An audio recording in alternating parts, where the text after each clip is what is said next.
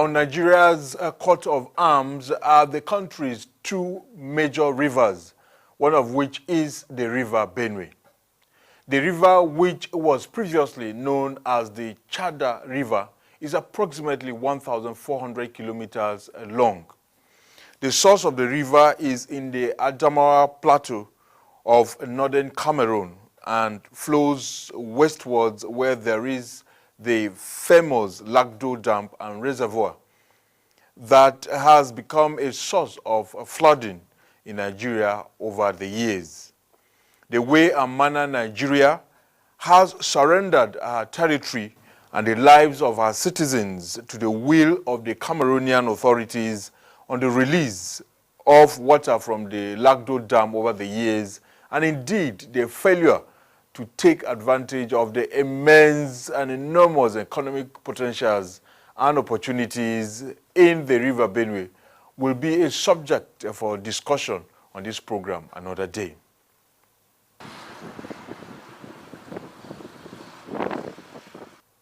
What you are looking at was the first bridge to be constructed across the River Benue in 1946 by the colonial authorities, and due to demand, the second bridge was constructed 30 years later in 1976 here in Makurdi, that became the state capital in that same year with the creation of Benue State out of the then Benue Plateau State, which has its capital in the teen city of Jos. Unfortunately, this major strategic and national infrastructure has not undergone any form of maintenance or rehabilitation since it was constructed over 40 years ago. These pillars, these big pillars, are about 1, 2, 3, 4. That red one down, and the red one here, this is under the River Benue middle. They're supposed to check this River Benue middle because of the accident was doing that place, and tanker and this tanker and this J5 then cracked there and then burned there for 2 hours. Though I know that the government can go to check that place whether the bridge get cracked inside, and till today this is the door and open in that bridge, that door. Until today, they not open that door to enter inside here and check the bridge inside, and the thing just there like that till today. When was the last time they checked? I tell you that I don't see anybody here to come here to check in this bridge. Till a day here to today. This is 2007. I started working here in 2007 till today, and nobody come here to check in this bridge. I never see anybody. This is Straight Talk. I am Tyav in Abuja, and we'll welcome our viewers in Nigeria and across the world to the program. You can also join me in the conversation on my online platforms on Twitter, Facebook, YouTube, Instagram, and LinkedIn with the handles on the webpage of our partners, MediaDimensions, the Media Services Resource Center. River Benue has 5 major tributaries, namely the Maya Kebi in the Republic of Chad, which connects it with the Lagone River that is part of the Lake Chad in Central and West Africa.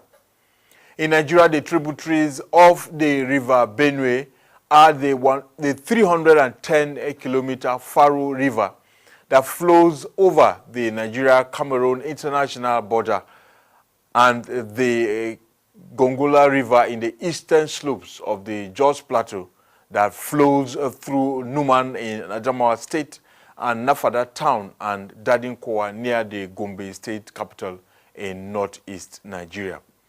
The other tributaries of the River Benue are the Taraba River in present-day Taraba State and the 320-kilometer River Katsina-Ala that connects the Bemeda Highlands in the Republic of Cameroon.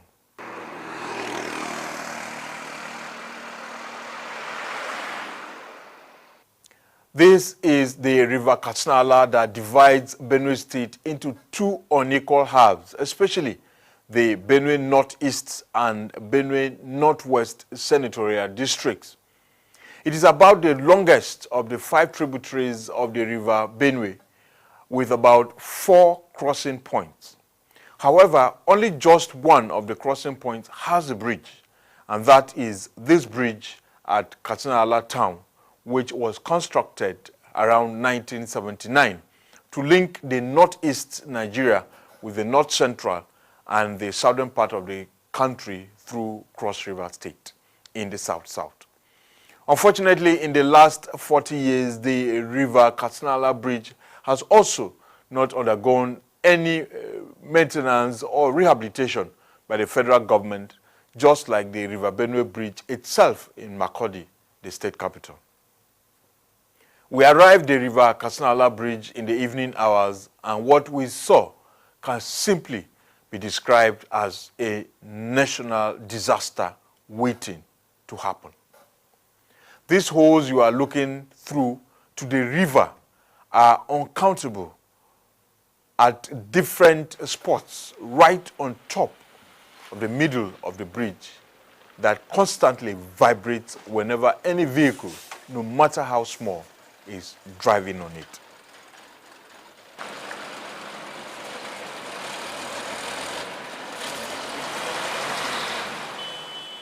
And to make matters worse, there are these dangerous potholes at different sections of the bridge, exposing the vehicles and their occupants to deadly risks that can only be imagined. Then, wait for this. The irons holding the bridge together have fallen off and gone under the water, which practically means the bridge itself is barely standing on its own and surviving the load that it is forced to carry every day. At times when we load to cross this bridge, the bridge will be shaking, vibrating, in such a way you, the driver yourself, will be scared.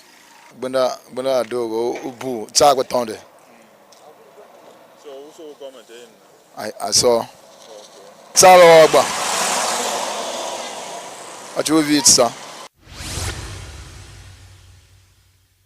The most disturbing and worrisome issue is the fact that despite the deteriorating condition of the River Katsina-Ala bridge that is today just left with its skeleton, the federal government is not in a hurry to repair the bridge, not even any form of emergency maintenance work to prevent the looming disaster amidst fears that the bridge may not withstand the rot it has gone through any longer for too long. The bridge in Katsina, across River Katsina, is almost collapsing. We go there to amazing. We have made presentation to Federal Ministry of Works. We have been given assurances, but you are yet to see the actualization. We are looking forward and moving from this stage. Well, yes, it's difficult to predict, but the fears may be there. The fears are there. It's difficult to predict what could happen on a bridge structure, but we have equally alerted the government that something needs to be done urgently. We are also part of this Nigeria. If this thing happens in Ikoyi and it is done, why not in Katsina-Ala? You can understand the time a Papa Bridge had a problem. It was closed within a twinkle of an eye. Here too, please, the federal government should do something. Benue State is a state food basket of the nation. All the foodstuffs, all the yams, the grains, they pass a lot. There's no day you don't see vehicular movement here. The trailers, 911, 12 tires, more than 200 each day. So it's a thing of concern. We are worried. We are thinking that one day we'll wake up and something else will happen. In fact, it was at the times of the rainy season, it was more threatening that time. That time, if you are passing, you think the vehicle will soon collapse inside the water.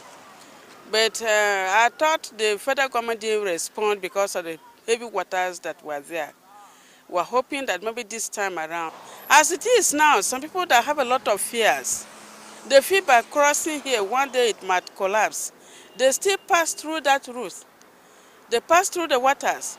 But there too, because there's no bridge, there are always kind of accidents. Recently, we buried a lot of people from that local government. I'm believing that if there's another construction of a bridge that side, the Buruku side, it will really reduce this much work on this very side, and it will be better. This is one of the many crossing points across River Buruku in Benue State in north-central Nigeria. We've spent a few hours here and we can tell you that the volume of vehicular and human traffic is so overwhelming.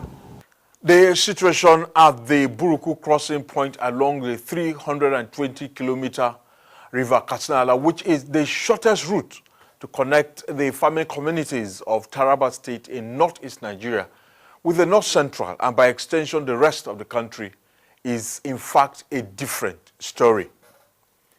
There is no bridge here, even though the road leading to the river has been constructed on both sides of the riverbank.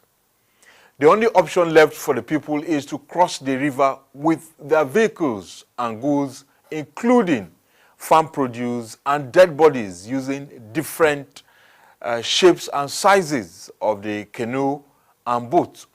Only in October 2018, 20 people lost their lives here while crossing the river in one of the many boat mishaps that continue to claim innocent lives from time to time.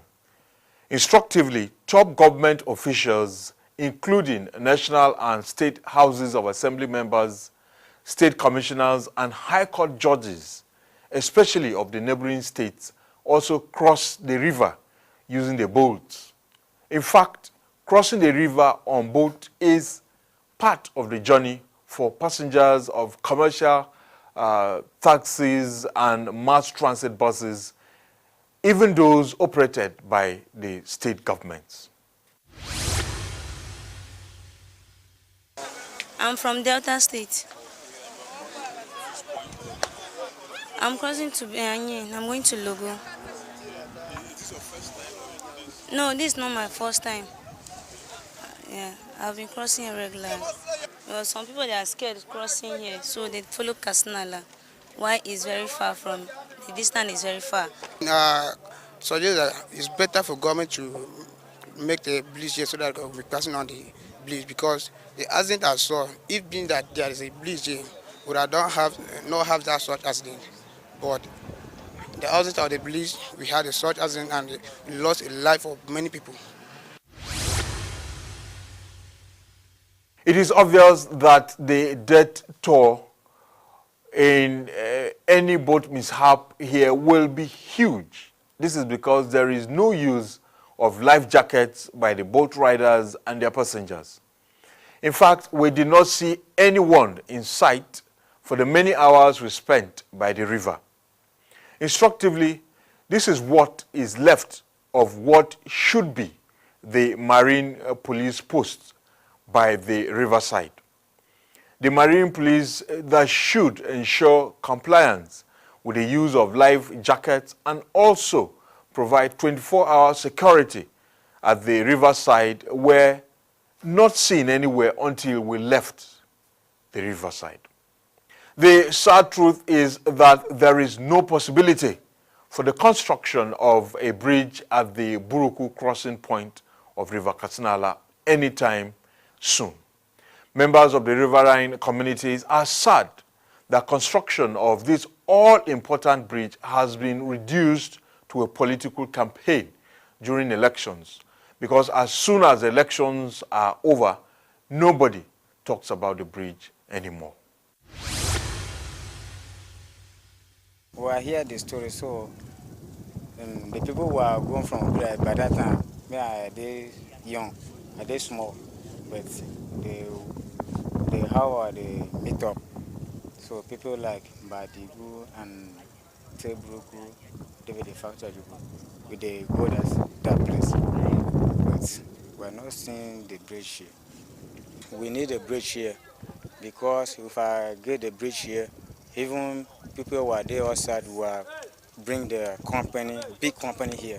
So the people who are not go to school will go manage the company and find something inside. Ya kai nasata su yambita pasikra ngrovisiga e kai va taiva tala inasha Kastina-Ala shakela kola bemi kungumunyo shon pa kola ta hinge shonu ve bem shela ka shonu digula bem andi kola chi andi guya va ya dubai.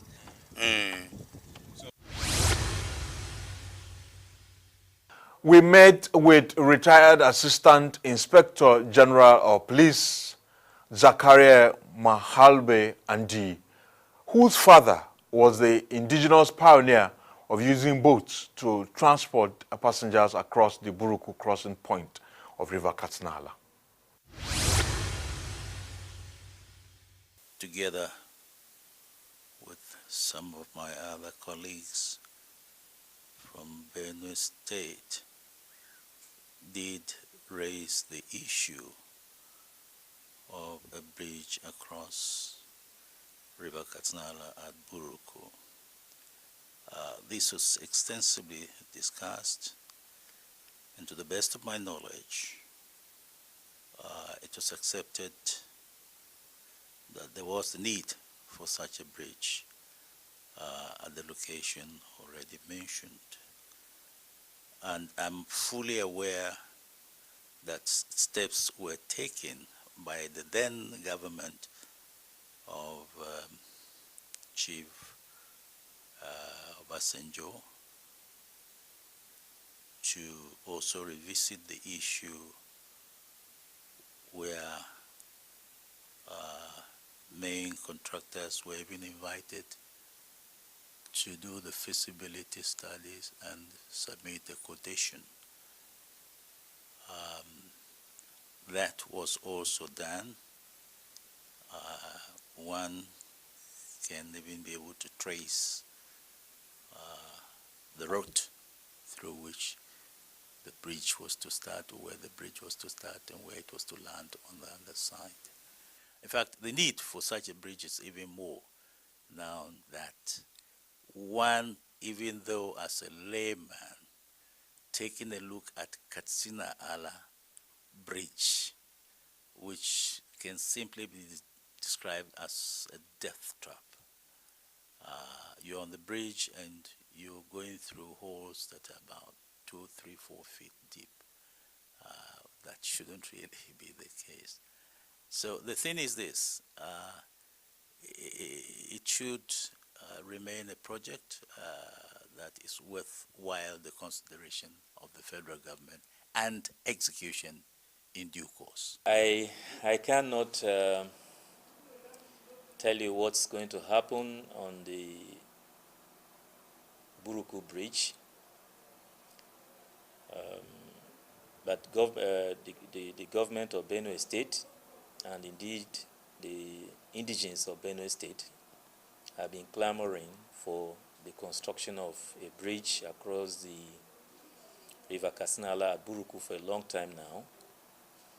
Because if you recall, a lot of lives have been lost at that crossing. Even last year, several 40-something people died. So something needs to be done. Even before I became governor, I was told that that bridge was surveyed and was just ready for budgeting and then award of contracts. But I think that the last tragedy that happened drawn sympathy in our favor. I know that the Speaker and other members of the National Assembly are deeply concerned about the plight of the people. And so I think with the commitment I saw, setting 2 committees to come and look at what is happening here. And of course, without budget, you cannot actually execute the project. So once they include it in the budget, definitely government will look at it. I can only say that we'll continue to put pressure on them because paucity of funds can never allow us for now to talk about taking over any project. I cannot dream of taking over a federal government project as of now. I prefer to continue to persuade and put pressure on the federal government to take over that job. It is on record that construction of the 1 kilometer bridge across River Katsina-Ala at Buruku, which is long overdue, was included in the concessioning plan of the federal government for road infrastructure in 2010, barely 1 year after the design of the project was completed and ready for award of contract. Most of the other road infrastructure across the country, including the Lagos-Ibadan Expressway, that were on the concessioning list of the federal government for private-public partnership investments, have long been returned to the regular budgetary allocation. One cannot therefore help but ask questions about the kind of representation the constituency where this bridge is to be located has had over the years. We are talking of the Buruku Federal Constituency and the Benue Northwest Senatorial District. Since the inauguration of the Fourth Republic in 1999, the Buruku Federal Constituency has had 4 members in the House of Representatives. They include Zakaria Mahalbe and D from 1999 to 2003, Tahule Nave from 2003 to 2007, Okejev from 2007 to 2014 and 2015 to 2019, and then briefly John Tyav from 2014 to 2015.